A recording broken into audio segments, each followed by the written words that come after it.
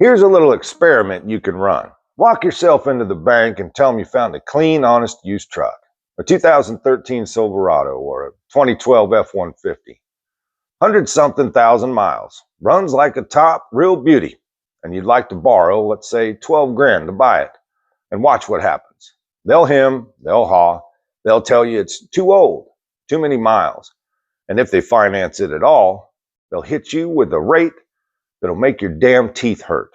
Now, if you walked across the street to the dealership, tell them you want a brand new $85,000 truck, and they will roll out the red carpet for you.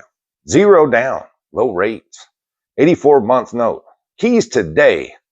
And you stop and you think, wait a minute, they won't lend me 12 grand, but they'll hand me 85 on the spot? That doesn't make any damn sense. Except it makes perfect sense once you understand the game. Because the whole system, the banks, the finance companies, the dealers, they don't make money when you buy a cheap, simple truck and drive it for 15 to 20 years. They make money when you're in debt forever.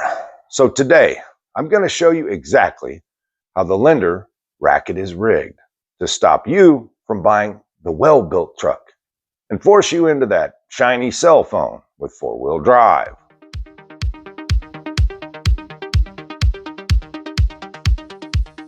All right, let's start with the interest rates because this is where they get you first. And the numbers, well, they're insane. These are real current averages, not my opinion. The financial industry's own data. Brand new truck averages around 6.5%. Used truck averages 11.5%, nearly double, just for buying used. And it gets worse, the less money you have, of course. A guy with rough credit, the working man who really needs the cheap truck the most, on a new one, he's probably going to pay around 16%. But on a used one, almost 22%. 22% interest to borrow 10 grand. For an honest work truck. Now, think about what that does. They take your cheap, smart, responsible choice, the $10,000 truck you can actually afford, and they jack the rate so high that the monthly payment creeps up and keeps creeping towards a new truck payment. So now you're sitting there going, well, shoot, if I'm paying $400 a month, either way, might as well get a new one for $600, right? It's only $200 more after all. And that right there is the trap snapping shut. They didn't narrow that gap by accident, fellas. They engineered it. They made the smart choice expensive so the dumb choice would look reasonable. That's not a market. That's a funnel. You're being pushed right down it.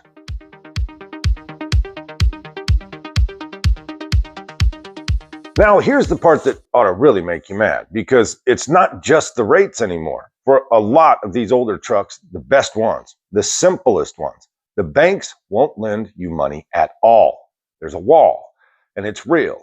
Most of the big national banks have a hard cutoff. They will not finance a vehicle older than about 10 model years, or with more than roughly 120 to 125,000 miles. A guy who used to sell cars said it plainly. The banks they worked with had a hard 10-year cutoff and a mileage cap around 100 to 120,000 miles. So yeah, apparently that clean 2014 with 130,000 miles, the exact kind of reliable, paid attention to survivor I spent whole videos teaching you about here. Yeah, the bank looks at that and says, nope, pay cash.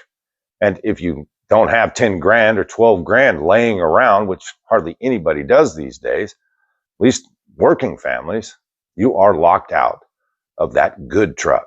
Meanwhile, brand new 84-month notes. Come right on in. You see what they've done here?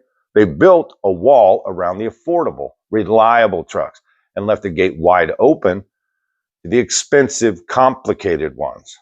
The one truck a working man could actually afford to own outright someday is the one they've made hardest to buy. That's not an accident, fellas. That's a cage. And they built it on purpose.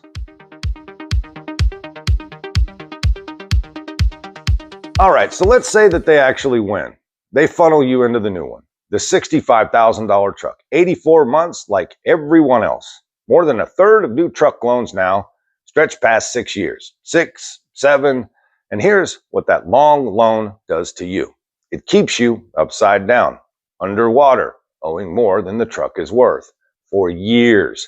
A new truck loses a huge chunk of its value the second you drive it off the lot, and it keeps dropping fast. But your loan balance, that barely moves in the first early years because you're mostly paying off interest, right? So for the first 4 or 5 years of the 84-month note, you owe thousands more than the truck could ever sell for. And now, here's where it all comes together, and it's brutally disgusting. Remember all those videos where I told you these new trucks are built to start falling apart right around that warranty run-out time? Year 3, year 4, well, that's the exact moment you're the most underwater. Imagine that. So the screen dies, or the turbo grenades, or let's say the transmission gives out. You've got a busted truck that you owe 15 grand more on than it's actually worth. And the warranty, it just expired. You can't sell it. You'd have to write a huge check to get out from under it. You can't really afford to fix it. So what do? That's right, folks. You go back to the dealer and you roll that negative equity into another 84-month loan on another new disaster. And the cycle starts over. That's right. There is the machine, and it runs on you if you let it.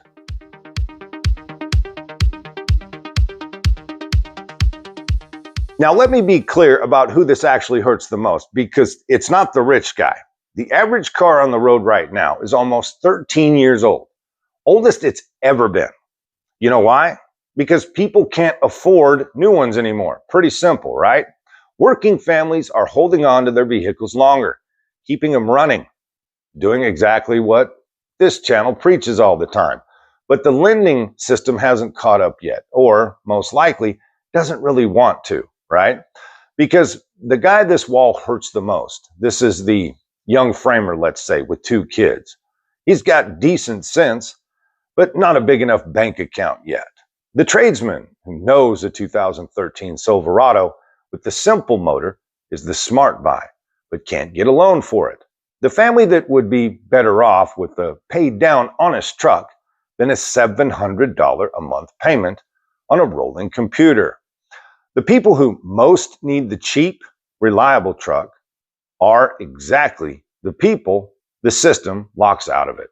And it shoves them towards the debt they can least afford. Now, I'm not going to sit here and tell you the bank is a charity. It's not. It's a business. They have to make money too. But you need to see the game for what it is, because the second you see it, you stop playing it their way.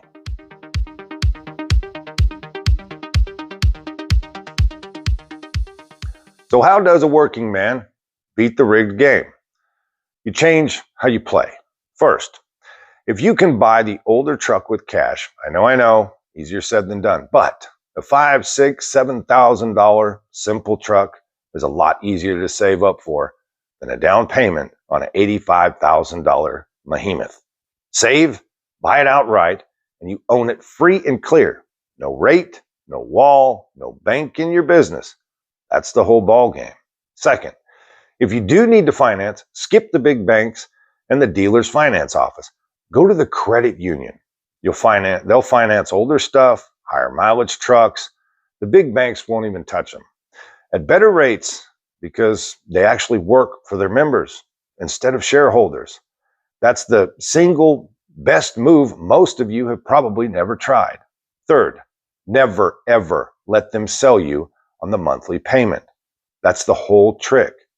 What can you afford a month? The payment is how they hide the price, and the terms, and the rate all at once. You negotiate the price. You keep the terms short.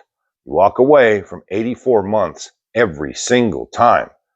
And fourth, the mindset that beats all of it. They win when you believe you're supposed to always have a truck payment. You're not. The goal isn't nicer payment. The goal is no payment. A paid off, simple, honest truck in your driveway is the most rebellious thing a working man can own in 2026 because it means they don't own you. Buy the old truck, beat the wall, kill the payment.